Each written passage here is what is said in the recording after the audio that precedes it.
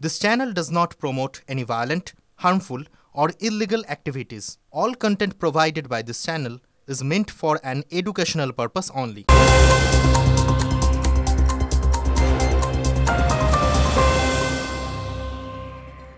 নমস্কার, টিভি9 বাংলা আপনাদের আরও একবার স্বাগত জানাই। আমি শুভজিৎ রয়েছি আপনাদের সঙ্গে।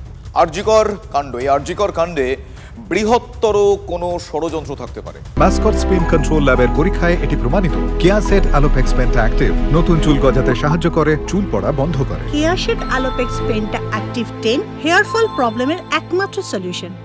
আর সেই ষড়যন্ত্রের অংশীদার টালা থানার প্রাক্তন ওসি, যার নাম গতকাল যাকে গ্রেফতার করা হয়, অভিজিৎ মণ্ডল। শিয়ালদা কোর্টে এমনই এক বিস্ফোরক দাবি করছে কে?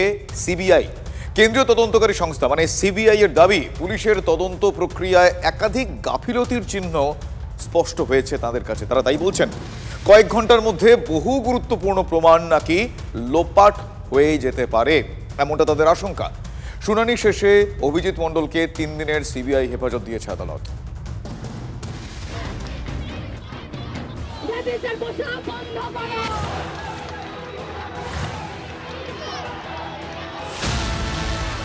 আরজিকরে চিকিৎসকের ধর্ষণ খুনে তথ্য প্রমাণ লোপাট হয়েছে।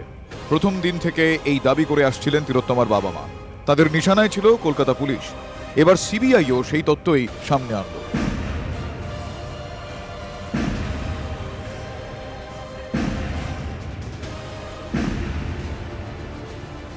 তিলোত্তমা খুন ধর্ষণ কাণ্ডে শনিবার টালা থানার প্রাক্তন ওসি অভিজিৎ মণ্ডলকে গ্রেফতার করেছিল সিবিআই। রবিবার তাঁকে শিয়ালদা কোর্টে তোলা হয়। অভিজিতের হয়ে কোনো আইনজীবী দাঁড়াতে চাননি, তাই বাইরে থেকে আইনজীবী আনা হয়। সওয়াল জবাবে বিস্ফোরক অভিযোগ করেন সিবিআই এর আইনজীবী। জানান, আরজিকর কাণ্ডে বৃহত্তর ষড়যন্ত্র থাকতে পারে। সেই ষড়যন্ত্রের অংশীদার অভিজিৎ মণ্ডল। অভিযুক্ত সঞ্জয় রায় ও অন্যান্যদের বাঁচানোর চেষ্টা হয়েছে। সন্দেহভাজন বলেই টালা থানার প্রাক্তন ওসিকে গ্রেফতার করা হয়েছে। কেন এমন বিস্ফোরক অভিযোগ কেন্দ্রীয় এজেন্সির, তার ব্যাখ্যাও আদালতে দিয়েছেন তারা। সিবিআই এর বক্তব্য, ঘটনার দিন সকাল 10টায় খবর পেলেও অভিজিৎ অকুস্থলে আসেন 11টায়। এফআইআর হয় রাত 11টায়। কেন এত দেরিতে এফআইআর? একজন পুলিশ অফিসার হওয়া সত্ত্বেও তদন্তের প্রক্রিয়া মানেননি অভিজিৎ। ওসি হিসেবে অভিজিৎ ক্রাইম সিন সঠিকভাবে ঘিরে রাখতে ব্যর্থ হয়েছেন। এতে ফিঙ্গারপ্রিন্ট, ফুটপ্রিন্ট নষ্ট হয়েছে। ফলে কয়েক ঘন্টার মধ্যে বহু গুরুত্বপূর্ণ প্রমাণ লোপাট হয়ে থাকতে পারে। ঘটনাকে প্রথমে আত্মহত্যা বলে দাবি করা হয়, কিন্তু দেখেই বোঝা যাচ্ছিল যৌন হয়রানি হয়েছে। অনেক দেরিতে এভিডেন্স বাজেয়াপ্ত হয়েছে। ঘটনার দিন অভিজিৎ এবং সন্দীপের মধ্যে কথা হয়। দুজনকে মুখোমুখি বসিয়ে জেরা করা জরুরি। তিলোত্তমার দেহের ময়নাতদন্তে কেন দেরি? কেন সন্ধ্যের পর নিয়ম বহির্ভূতভাবে ময়নাতদন্ত করা হয়, তা নিয়ে প্রথম থেকেই প্রশ্ন ছিল।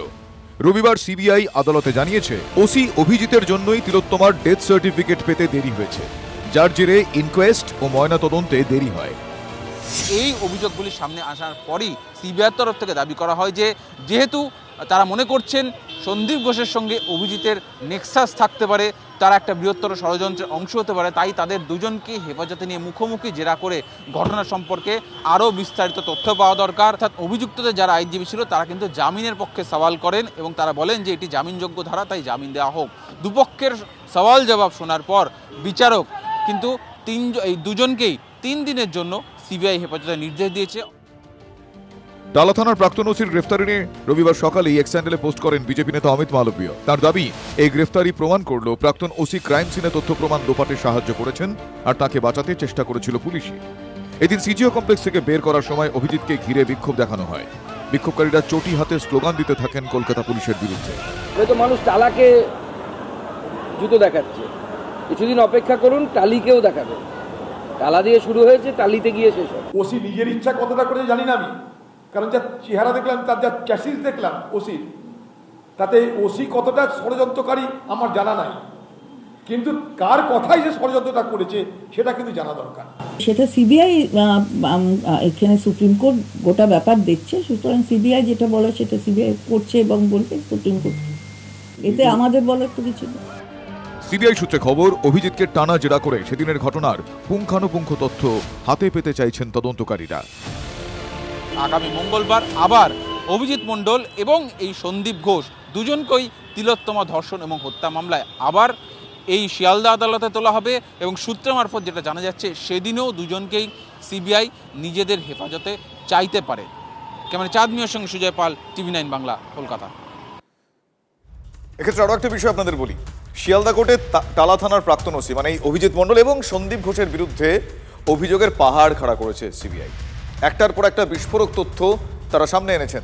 সিবিআই জানিয়েছে যে চিকিৎসকরা মৃত বলে ঘোষণা করার পরেও জেনারেল ডায়েরিতে লেখা হয়েছে অচৈতন্য অবস্থায় চিকিৎসক পড়ুয়ার দেহ উদ্ধার হয়েছে। আমি ঠিক এই জায়গায় আমার সহকর্মী সুজয় এই মুহূর্তে আমার সঙ্গে রয়েছেন টেলিফোন লাইনে। সুজয়, এই অদ্ভুত বিষয়টা চিকিৎসকরা যেখানে জানিয়ে দিচ্ছেন যে মৃত, সে তারপরেও জেনারেল ডায়েরিতে লেখা হচ্ছে অচৈতন্য, এটা কি মানে খুব কনসিয়াসলি বা এই প্রশ্নটার এখনো পর্যন্ত কি কি উত্তর বা ইঙ্গিত পাওয়া যাচ্ছে? দেখো শুভজিৎ, সিবিআই আদালতে যে অভিযোগ করেছে সেই জায়গাতে তারা এই পয়েন্টটাতেই সন্দেহ প্রকাশ করেছে। তারা বলছে আদালতকে যে রিপোর্ট আদালতে দিয়েছে যে প্রথম জিডিতে লেখা রয়েছে যে হাসপাতাল কর্তৃপক্ষের তরফ থেকে তারা জানার পর সেই যে জেনারেল ডায়েরি করা হচ্ছিল সেখানে লেখা ছিল যে চেস্ট মেডিসিন বিভাগের সেমিনার রুমে পিজিটি এক ডাক্তারের সংজ্ঞাহীন দেহ পড়ে রয়েছে। কিন্তু যখন এটা লেখা হচ্ছে বাস্তব হলো ততক্ষণে ওই দেহ পরীক্ষা করে দেখেছেন ডাক্তার এবং ছাত্রীটি যে মারা গিয়েছে সেটাও স্পষ্ট হয়ে গিয়েছিল। তো আরো একাধিক জায়গায় সন্দেহ প্রকাশ করেছে তদন্তকারীরা। বলা হচ্ছে যে সিন অফ ক্রাইম অর্থাৎ যেখানে ঘটনাস্থল সেখান থেকে নমুনা এবং বায়োলজিক্যাল স্যাম্পল সংগ্রহ করা এবং সেগুলোকে সিল করার ক্ষেত্রে ভিডিওগ্রাফি বাধ্যতামূলক, সেটা নতুন যে ভারতীয় ন্যায় সুরক্ষা সংহিতা সেখানে বলা আছে। কিন্তু এখানে সেটা করা হয়নি এবং ভিডিওগ্রাফি না করায় সেটা পরোক্ষে অভিযুক্ত সঞ্জয়কে সুবিধা পাইয়ে দেওয়া হচ্ছে, তেমনটাও কিন্তু গুরুতর অভিযোগ আদালতের সামনে নিয়ে এসেছে সিবিআই। এবং এখানে তারা আরো বলছে যে সম্ভাব্য অভিযুক্তদের সঙ্গে মিলে ষড়যন্ত্র করা হয়েছে অভিযুক্ত সঞ্জয় এবং অন্যান্যদের স্ক্রিনিং করার ক্ষেত্রে, অর্থাৎ তাদের চিহ্নিত করে জিজ্ঞাসাবাদ করার ক্ষেত্রে। এটা একটা নির্দিষ্ট উদ্দেশ্য নিয়ে তদন্তের মোড় ঘোরানোর জন্য হয়েছে এই অভিযোগটাও পুলিশের বিরুদ্ধে বা বলা ভালো গ্রেফতার হওয়া টালা থানার প্রাক্তন ওসি অভিজিৎ মণ্ডলের বিরুদ্ধে করা হচ্ছে। এবং সমস্তটাই কিন্তু সিবিআই লিখিত আকারে আদালতের সামনে নিয়ে এসছে। অসৎ উদ্দেশ্য নিয়ে তদন্ত এমনভাবে শুরু করা হয়েছিল যাতে মামলার গুরুত্বপূর্ণ তথ্য ও প্রমাণ নষ্ট হয়, এই অভিযোগও আনা হয়েছে। এমনকি সঞ্জয়ই যে অপরাধ করেছে সেটা চিহ্নিত হয়ে যাওয়ার পরেও তার ব্যবহৃত পোশাক, অর্থাৎ যে পোশাক পরে সেই অপরাধটি করেছে সেটা করতে দেরি হলো, সংগ্রহ করতে দুদিন দেরি হয়েছে। ফলে এই ধরনের বিস্তর অভিযোগ বা গাফিলতি যে পুলিশের তরফ থেকে ছিল সেটা আদালতের সামনে অভিযোগ আকারে, লিখিত অভিযোগ আকারে নিয়ে এসেছে সিবিআই। এখনো পর্যন্ত লিখিত অভিযোগ আকারেই সুজয় আমরা এক্ষেত্রে জানতে পারছি এবং এই অভিযোগের সত্যতা হয়তো সময় বলবে, কিন্তু তার আগে যে সমস্ত জায়গা তাদের সন্দেহ বা সংশয় হয়েছে সেই জায়গাগুলো যে খুব গুরুত্বপূর্ণ কথা নতুন করে বলার অপেক্ষা রাখে না। ধন্যবাদ সুজয়। কিছু ডিসক্রিপেন্সির কথা বলা হয়েছে, সেই ডিসক্রিপেন্সিগুলো হচ্ছে পদ্ধতিগত, কিন্তু রিপোর্টের ব্যাপারে কিন্তু কোনো ডিসক্রিপেন্সির কথা কোনো জায়গায় ওঠেনি। পোস্টমর্টম যারা করেন ডাক্তারবাবু তাদের কাছ থেকে পোস্টমর্টমের সময়টা মানে মৃত্যুর সময়টা ধরে নেওয়া হয়, একটা টাইম ফ্রেম অর্থাৎ কিনা একটা রেঞ্জ দেই, সেটা সাধারণতভাবে 4 ঘন্টার এদিক ওদিক হয়ে থাকে। সুতরাং সেই 4 ঘন্টার টাইম ফ্রেমের মধ্যে যে কোনো একটা সময়ে মৃত্যু হতে পারে। একদম প্রিসাইসলি টাইম মিনিট সেকেন্ড বা আওয়ার মিলিয়ে কারো পক্ষেই দেওয়া সম্ভব হয় না। আমি একটা সাধারণভাবে পোস্টমর্টম করার ক্ষেত্রে যে সময় নেই সেইখান থেকে কম লাগিয়েছে কিনা তবেই আমি বলতে পারবো যে তড়িঘড়ি হয়েছে কিনা। পোস্টমর্টম করার ক্ষেত্রে যেটা আমি দেখেছি, আপনারা যে রিপোর্টটা এনেছেন আর কি সামনে, সেই পোস্টমর্টম রিপোর্টে কিন্তু প্রায় 1 ঘন্টা সময় নিয়েছে। সুতরাং 1 ঘন্টা সময় কিন্তু একটা অ্যাডিকুয়েট সময় এই ধরনের পোস্টমর্টমের ক্ষেত্রে। পোস্টমর্টম করার ক্ষেত্রে কিন্তু কোনো তড়িঘড়ি হয়নি বলেই আমি বলবো। এবার আপনাদের একটা বিষয় বলি, স্কুলে আমরা সবাই জানি যে ছেলেমেয়েরা যদি দুষ্টুমি করে যে কোনো কারণে হোক গার্ডিয়ান কল হয়। এবার এক্ষেত্রে মানে এই তিলোত্তমা তদন্তে কি সেই পথে সিবিআই হাঁটতে চলেছে? এ কথা কেন বলছি, তার কারণ তদন্তে গাফিলতি, তথ্য প্রমাণ নষ্ট করার অভিযোগ, এই অভিযোগে টালা থানার তৎকালীন ওসি অভিজিৎ মণ্ডল গ্রেফতার হয়েছেন আপনারা জানেন। সিবিআই সূত্রে যে খবর পাওয়া যাচ্ছে যেটা হলো এই অভিজিৎ মণ্ডলের সঙ্গে কলকাতা পুলিশ কমিশনারের কথোপকথনের একটা রেকর্ড তারা পেয়েছেন, কিন্তু জিজ্ঞাসাবাদের সময় সে কথা অভিজিৎ মণ্ডল সপাটে এড়িয়ে গিয়েছেন। প্রশ্ন হচ্ছে কেন এড়িয়ে গেলেন তিনি, কি লুকোতে চাইছেন টালা থানার এই তৎকালীন ওসি? এক্ষেত্রে অনেকগুলো খটকা রয়েছে, কিন্তু সিবিআই সূত্রে আমরা যে খবরটা পাচ্ছি সেই সব খটকা মেটাতে, তদন্তের ফাঁক ভরাট করতে কলকাতার পুলিশ কমিশনারকে তলব করা হতে পারে।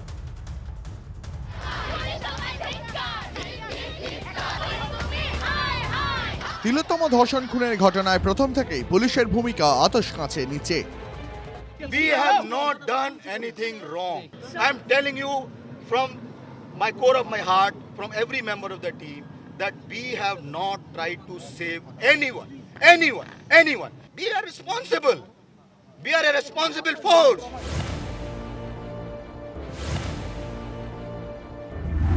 ক্রাইম সিন ঘেরা, ঘটনাস্থলে বহিরাগতদের ভিড়, নমুনা সংগ্রহ, এফআইআর দায়ের কিংবা ময়নাতদন্তের প্রক্রিয়া। তিলোত্তমা তদন্তে প্রথম থেকেই পুলিশের বিরুদ্ধে গাফিলতির হাজারো অভিযোগ তুলেছে তিলোত্তমার পরিবার থেকে আন্দোলনরত চিকিৎসকরা। শনিবার টালা থানার তৎকালীন ওসি অভিজিৎ মণ্ডলকে গ্রেপ্তার করে সিবিআই। কেন্দ্রীয় তদন্তকারী সংস্থার অভিযোগ, টালা থানার তৎকালীন ওসি ইচ্ছাকৃতভাবে কর্তব্যে গাফিলতি করেছেন, পরোক্ষভাবে কিছু মানুষকে ভুল পথে তদন্ত এগিয়ে নিয়ে যেতে সাহায্য করেছেন। বৃহত্তর ষড়যন্ত্র হতে পারে বলেও মনে করছে সিবিআই। তিলোত্তমা তদন্তে 7 বার টালা থানার তৎকালীন ওসি অভিজিৎ মণ্ডলকে জিজ্ঞাসাবাদের মুখে পড়তে হয়। সিবিআই সূত্রে খবর, ঘটনাক্রম থেকে শুরু করে তার কল রেকর্ড। অভিজিৎ মণ্ডলের বয়ানে বেশ কিছু ফাঁক রয়েছে। কল রেকর্ডে অভিজিতের সঙ্গে সন্দীপের কথোপকথনের প্রমাণ মিলেছে। কল রেকর্ডে অভিজিতের সঙ্গে কলকাতার পুলিশ কমিশনারেরও কথোপকথনের প্রমাণ মিলেছে বলেই সিবিআই সূত্রে দাবি। অথচ সিপির সঙ্গে কথাবার্তার প্রসঙ্গ এড়িয়ে গেছেন অভিজিৎ মণ্ডল। এছাড়াও অভিজিতের বক্তব্যের সঙ্গে অন্য সাক্ষীদের বয়ানের ফারাক রয়েছে। সিবিআই সূত্রে খবর, কল রেকর্ডে ওসির সঙ্গে পুলিশ কমিশনারের কথোপকথনের প্রমাণ মিলেছে। তাহলে কেন জিজ্ঞাসাবাদের সময় সে কথা এড়িয়ে গেলেন অভিজিৎ মণ্ডল? এর পিছনে কারণ কি? সূত্রের খবর, এখানেই সিবিআই মনে করছে কলকাতা পুলিশের প্রধান বিনীত গোয়েল। তিলোত্তমা তদন্তে ওসির বিরুদ্ধে গাফিলতির তথ্য উঠে আসছে। সেক্ষেত্রে কলকাতা পুলিশের প্রধান হিসাবে বিনীত গোয়েল তার ভূমিকা অস্বীকার করতে পারেন না, কারণ বিনীত গোয়েলও ঘটনাস্থলে গিয়েছিলেন। সূত্রের খবর, তদন্তের ফাঁক ভরাট করতে তাই কলকাতার পুলিশ কমিশনারকেও জিজ্ঞাসাবাদ করার সম্ভাবনা। সোমবার তদন্তের অগ্রগতি রিপোর্ট জমা দেবে সিবিআই। সুপ্রিম কোর্টে তিলোত্তমা মামলার শুনানি, তারপরেই কলকাতা সিপিকে জিজ্ঞাসাবাদ করতে পারে সিবিআই। পুলিশ কমিশনার সরাসরি কোনো ওসিকে কোনো অর্ডার দেন না, এবং পুলিশ কমিশনার এরকম অর্ডার যদি দিয়ে থাকে না, সে নিজের ইচ্ছা স্বতঃপ্রণোদিত হয়ে দিতে পারে না। এবার সবাইকেই ডাকা হবে, বৃত্ত ছোট হয়েছে। কলকাতার পুলিশ কমিশনারকে কি ডাকবে সিবিআই, সেটা সময় বলবে। বিরোধীরা কিন্তু সুর চড়াচ্ছে। কোনো একজন আইসির পক্ষে বা ওসির পক্ষে এত বড় সিদ্ধান্ত নেওয়া কি সম্ভব যে আমি তথ্য প্রমাণ লোপাট করব? যুক্তি বলছে সম্ভব নয়। এর মাথার উপরে কেউ আছে, যুক্তি বুদ্ধি চলেছে। সেজন্য আমরা বারবার বলছি অপসারণ প্রয়োজন, আমাদের সিপির অপসারণ প্রয়োজন। ডিসি সেন্ট্রাল যিনি রোজ মিথ্যে ভাষণ দিয়েছেন, ডিসি নট যিনি রোজ টাকার কারবার করতে চেয়েছেন, এবং এই সবাই করেছেন যা কমিশনারের নির্দেশ। মাথা ধরে টানতে হবে। এটা একটি প্রাতিষ্ঠানিক মার্ডার, এখানে একটা ইনস্টিটিউশনাল মার্ডার, এটা প্রাতিষ্ঠানিক হত্যা। এর মধ্যে অনেক মানুষ জড়িত আছেন এবং তদন্ত যত এগোবে তত আরো নাম এর সাথে জুড়তে থাকবে। প্রথম কলকাতা পুলিশ কমিশনারকে তাড়ানো উচিত। এর আগে প্রসূনবাবুকে তাড়ানো হয়েছিল রিজিওনাল কাণ্ডে। কোন কারণে তাকে রেখে দেওয়া হয়েছে? ইতিমধ্যেই কয়েক দফায় ডিসি ডিডি স্পেশাল বিদিত রাজ বুন্দেশ ও ডিসি নর্থ অভিষেক গুপ্তাকে জিজ্ঞাসাবাদ করেছে সিবিআই। কারণ থানা ও ফাঁড়ির পুলিশ ঘটনাস্থলে পৌঁছানোর পর অফিসার হিসাবে প্রথম ঘটনাস্থলে তাঁরাই পৌঁছন। ঘটনাক্রম থেকে থানার অফিসারদের কি ভূমিকা ছিল, কিভাবে তদন্ত করে পুলিশ, সেটাই এখন জানতে চাইছে সিবিআই। সিজার মণ্ডলের রিপোর্ট, TV9 বাংলা। আরজি করের চিকিৎসকের এই খুন ধর্ষণ, মানে তিলোত্তমার কথা বলছি, এই গোটা বিষয় নিয়ে যখন উত্তাল রাজ্য, এর মধ্যে এমন একটা ঘটনা ঘটলো যা সত্যি এই সময় অন্তত কাম্য নয়, কখনোই কাম্য নয়। চিকিৎসক আক্রান্ত হলেন কোথায়? গ্রামীণ স্বাস্থ্যকেন্দ্রে। পরিকাঠামোর হাল সেখানে একেবারে বেহাল বলা যায়। তার কারণ রেফার করতে ডাক্তারের ওপর রোগীর পরিজনেরা চড়া হলেন, তাকে ঘুষি চড় মারলেন। এই ঘটনাটা পূর্ব মেদিনীপুরের ভগবানপুরের।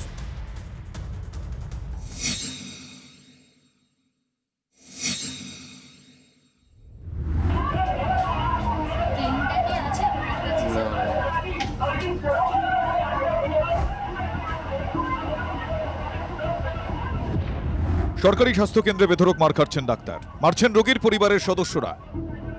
এই ছবি পূর্ব মেদিনীপুরের ভগবানপুরের স্বাস্থ্যকেন্দ্রের।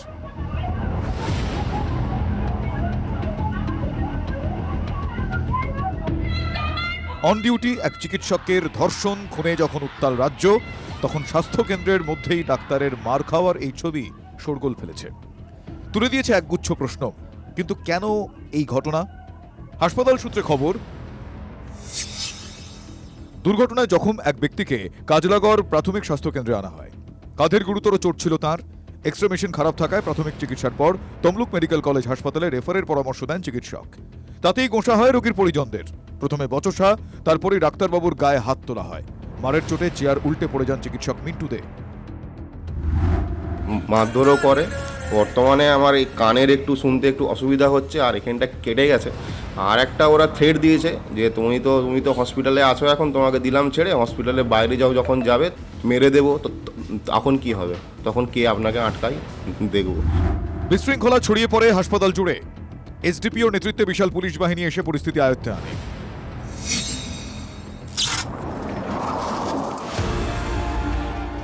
সপ্তাহখানেক আগেই কোন্নগরের যুবক বিক্রম ভট্টাচার্যর মৃত্যু ঘিরে জল ঘোলা হয়। উঠে আসে রেফার বিতর্ক। শ্রীরামপুর সুপার স্পেশালিটি হাসপাতাল, অথচ গোল্ডেন আওয়ারে কেন সেখানে চিকিৎসা পেলেন না দুর্ঘটনায় আহত যুবক? পরিকাঠামো না থাকার কথা জানিয়ে হাটে হাঁড়ি ভেঙে দেন হাসপাতাল সুপার।